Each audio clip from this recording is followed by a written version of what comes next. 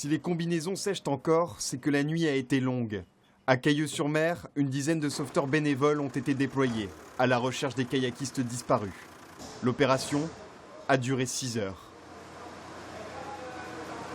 On a mis ce bateau aussi à l'eau et nous avons commencé à faire des patterns le long du littoral, sortie de baie, toujours avec l'hélicoptère et aussi avec la vedette de Berck. J'ai envoyé sur place 2 équipes terrestres, une équipe qui était plus sur la Molière et une équipe qui était plus sur la pointe d'Urdelle au niveau du phare. Je suis moi-même monté en haut du phare pour essayer de voir s'il n'y avait pas une petite lumière, un petit signe quelque part.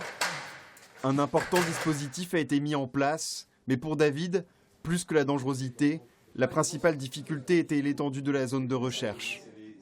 Dès que vous passez la pointe d'Urdelle, vous arrivez sur l'ouest de la baie, sur l'embouchure de la baie. Là, c'est hyper dangereux, hein. Même en connaissant et tout, c'est hyper dangereux.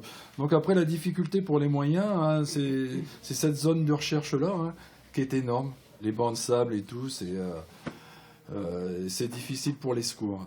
Des secours qui ont dû faire face aux éléments et à l'obscurité.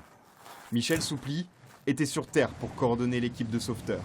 Les conditions de mer étaient beaucoup moins importantes qu'aujourd'hui, bien entendu. Mais ce qui a été difficile, c'est bien sûr la nuit. Les collègues, les canotiers étaient partis en mer depuis 18h30. Ils sont revenus à 1h du matin, ils avaient pris des vagues pour la mise à l'eau. L'intervention de ces bénévoles a permis de sauver l'un des 4 kayakistes en détresse.